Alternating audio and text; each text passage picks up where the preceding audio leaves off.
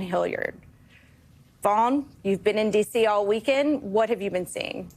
Yeah, good morning, friends. Look, the split screen that we watched unfold in towns across the country and what I witnessed firsthand at the military parade is quite stark.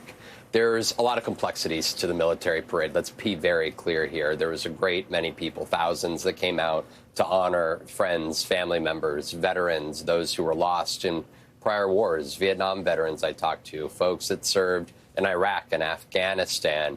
At the same time, D.C. had effectively become fortified for a few miles around the perimeter of where this parade was taking place. There was a quietness to the parade as it unfolded. And in large part, these are active duty servicemen and women that you were watching walking through the streets. At the same time, the tens of thousands of other active duty Army soldiers are stationed overseas, not just in Asia and Europe, but in the Middle East, as they're watching airstrikes go between Iran and Israel, and questions of how this current commander-in-chief intends to use them militarily ahead. And, of course, more soldiers, fellow soldiers, thousands of them in the streets of Los Angeles being used for domestic purposes. So there was so much at play. Well, it was a recognition of the 250 years of Army service, of those who have served. At the same time, it was hard not to recognize that there is a serious questions that are in front of these very soldiers that were going down those streets yesterday about how they'll be used abroad, but also here domestically. Vaughn, I don't know if you saw in the first hour when we had Jeff Mason, a fellow White House reporter from Reuters, who was also on the ground yesterday. Could you, and I watched some of your videos on Instagram through the crowd. Can you give us a sense of the size of the crowd and whether some of the clips we're seeing on social media accurately reflect how many people were actually there?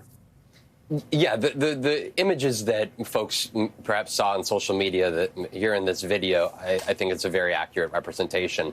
And in large part, right, I would compare it to a normal July 4th, which this was most certainly not. Usually July 4th has a very celebratory feel. There's not miles of fencing up around. There's no Secret Service, no TSA checkpoints. That's what existed yesterday, and I think for good reason. There were security concerns, not only the president being there, but also the U.S. Active military servicemen and women. At the same time, you watched a few thousand people that came here to commemorate the 250 years, but it was far from the type of demonstration that I think that the president of the United States anticipated. Look, this isn't China. This isn't North Korea.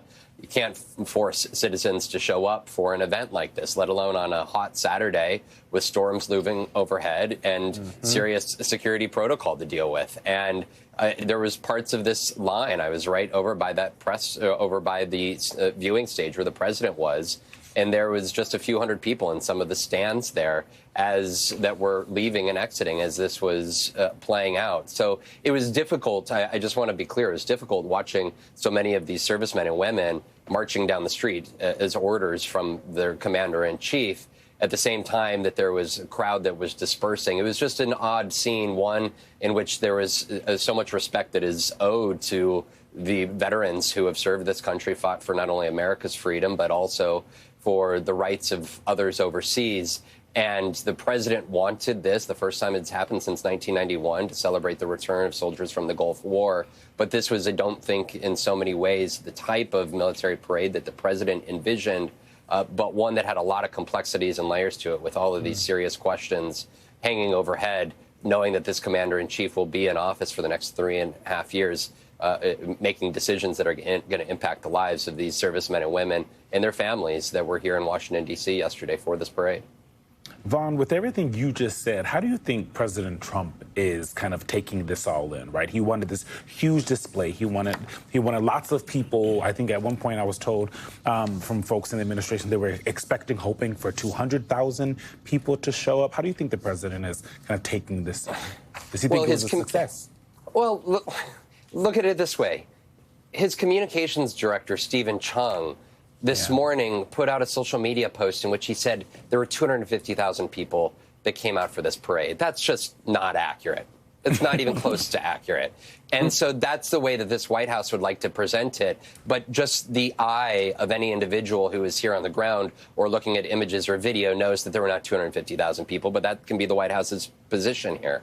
At the same time, there were hundreds of thousands of individuals that showed up in major cities, that showed up but also in small towns where in all 50 states to take part in these peaceful demonstrations around the country. And that was happening. Those protests were happening at the exact same time. I was watching on my phone as the parade was taking place, and the president for almost 3 hours alongside his VP, Secretary of State, Secretary of Defense, while that parade was going on, Americans were in the streets like this. And so I don't think it was the type of imagery that he wanted.